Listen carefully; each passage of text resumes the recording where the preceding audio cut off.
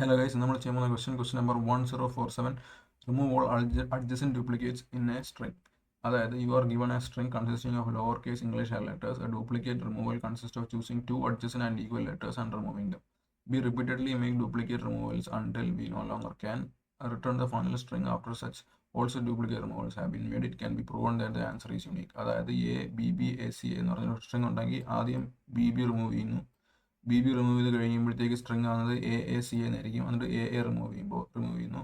എന്നിട്ട് ബാക്കി കിട്ടുന്നത് CA. അതായിരിക്കും നമ്മുടെ ആൻസർ. അതായത് അടുത്ത് കിടക്കുന്ന അടുത്ത് കിടക്കുന്ന ഡ്യൂപ്ലിക്കേറ്റ് എലമെന്റ്സ് റിമൂവ് ചെയ്ത് പോയി. ഇപ്പോൾ AZXXZY എന്നുള്ളതിനകത്ത് ആദ്യം XX നമ്മൾ റിമൂവ് ചെയ്യുന്നു. അത് റിമൂവ് ചെയ്ത് കഴിയുമ്പോഴത്തേക്ക് AZZY എന്നാവും. അതിൻ്റെ ZZ റിമൂവ് ചെയ്യുമ്പോൾ AY എന്നാവും. അപ്പം അടുത്തടുത്ത് കിടക്കുന്ന ഡ്യൂപ്ലിക്കേറ്റ് വാല്യൂ റിമൂവ് ചെയ്ത് ഏറ്റവും യൂണീക്ക് ആയിട്ടുള്ള വാല്യൂ അവസാനം കിട്ടുക എന്നുള്ളതാണ് നമ്മുടെ ക്വസ്റ്റ്യൻ. ഇതിൽ നമ്മൾ ഇവിടെ ടോപ്പിക്സ് നോക്കിക്കഴിഞ്ഞാൽ നമുക്ക് കാണാൻ പറ്റും സ്ട്രിങ്ങും സ്റ്റാക്ക് യൂസ് ചെയ്യുന്നുണ്ട്. അപ്പോൾ ഡേറ്റ സ്ട്രക്ചർ സ്റ്റാക്ക് യൂസ് ചെയ്യുന്ന പറയാൻ തന്നെ നമുക്ക് ഒരു ഐഡിയ കിട്ടി എന്താ ചെയ്യേണ്ടതെന്ന്. കാര്യം സ്റ്റാക്കിനകത്ത് നമ്മൾ പറയുന്ന പോലെ എന്താ പറയുക, ഫസ്റ്റ് ഇൻ ലാസ്റ്റ് അല്ലെങ്കിൽ ഫിഫോയും ഉണ്ട്. പിന്നെന്താ നമ്മൾ ഫിഫോ എന്ന് പറഞ്ഞാൽ ഫസ്റ്റ് ഇൻ ഫസ്റ്റ് ഔട്ട്. പിന്നെ ലിഫോ എന്ന് പറഞ്ഞു കഴിഞ്ഞാൽ ലാസ്റ്റ് ഇൻ ഫസ്റ്റ് ഔട്ട്. അപ്പം ഈ സ്റ്റാക്ക് എന്ന് പറഞ്ഞാൽ ലാസ്റ്റ് ഇൻ ഫസ്റ്റ് ഔട്ടാണ്. ഏറ്റവും അവസാനം ഇടുന്നതായിരിക്കും ആദ്യം ഇറങ്ങുന്നത്. അപ്പം മേളിൽ നിന്ന്, അതായത് സ്റ്റാക്കിൻ്റെ ഡേറ്റ സ്ട്രക്ചറിൻ്റെ ഏറ്റവും മേളിൽ നിന്ന് എപ്പോഴും നമ്മൾ റിമൂവ് ചെയ്ത് പോകും. അപ്പോൾ ഇതിനെ ചെയ്യേണ്ടതെന്ന് വെച്ച് കഴിഞ്ഞാൽ നമ്മൾ സ്റ്റാക്കിലേക്ക് ഈ സ്ട്രിങ് ഇൻപുട്ട് ചെയ്തിട്ട് വരും.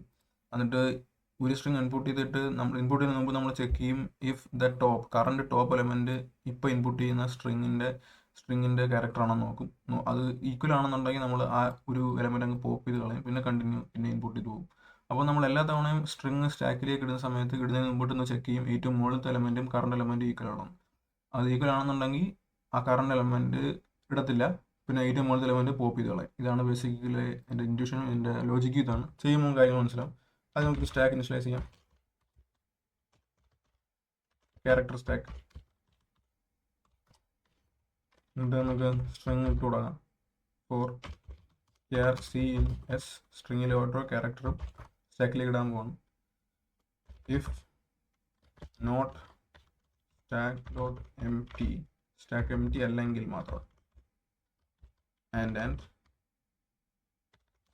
st.top ടോപ്പ് എന്ന് പറയുമ്പോൾ ഏറ്റവും മുകളിലത്തെ എലമെന്റ് കിട്ടുന്നു. അതായത് last data set element equal to C current character ആണെങ്കിൽ st.top നമ്മൾ ഏറ്റവും മുകളിലത്തെ എലമെന്റ് കളയുന്നു. കാര്യം അത് ഡ്യൂപ്ലിക്കേറ്റ് ആണ്. നമുക്ക് അത് ആഡ് ചെയ്യേണ്ട കാര്യമില്ല. അപ്പോൾ ഓൾറെഡി ഡ്യൂപ്ലിക്കേറ്റ് ആയിട്ട് നമ്മൾ ആഡ് ചെയ്ത സാധനം പോപ്പ് ചെയ്യുന്നു. അല്ലാന്നുണ്ടെങ്കിൽ if the top is not equal to the current character, push the current character s.lst dot push ചെയ്തിട്ട് നമ്മൾ എന്ത് ക്യാരക്ടർ പുഷ് ചെയ്യും? നമ്മൾ കറണ്ട് ക്യാരക്ടർ C പുഷ് ചെയ്യുന്നു. ഓക്കെ.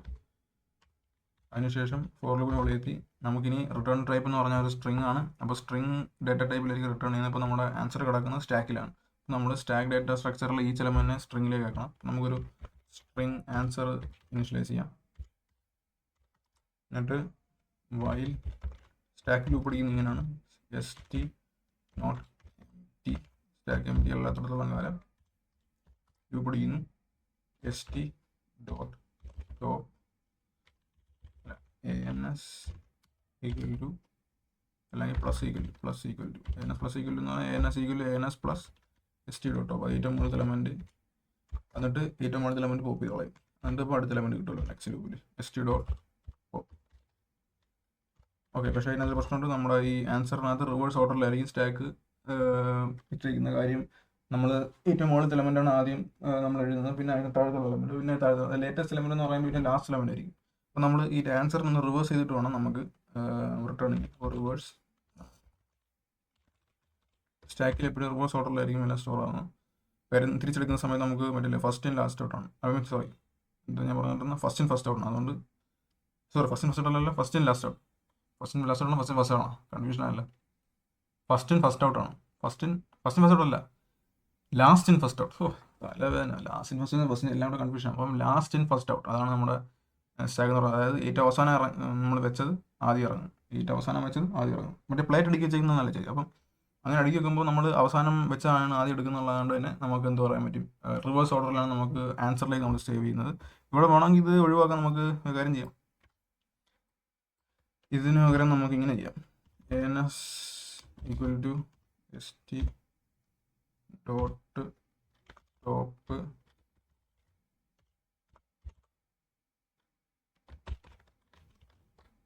concatenate plus ANS. ഇങ്ങനെ ഇതെനിക്ക് തോന്നുന്നു ഓട്ടോമാറ്റിക്കലി റിവേഴ്സിലായിരിക്കും സ്റ്റോർ ചെയ്യുന്നത്. അതിൻ്റെ ഇവിടെ നിന്ന് റിട്ടേൺ ചെയ്താൽ മതി. വയൽ ഇവിടെ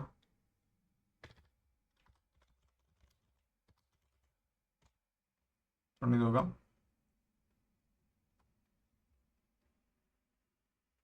സബ്മിറ്റ് ചെയ്ത് നോക്കാം.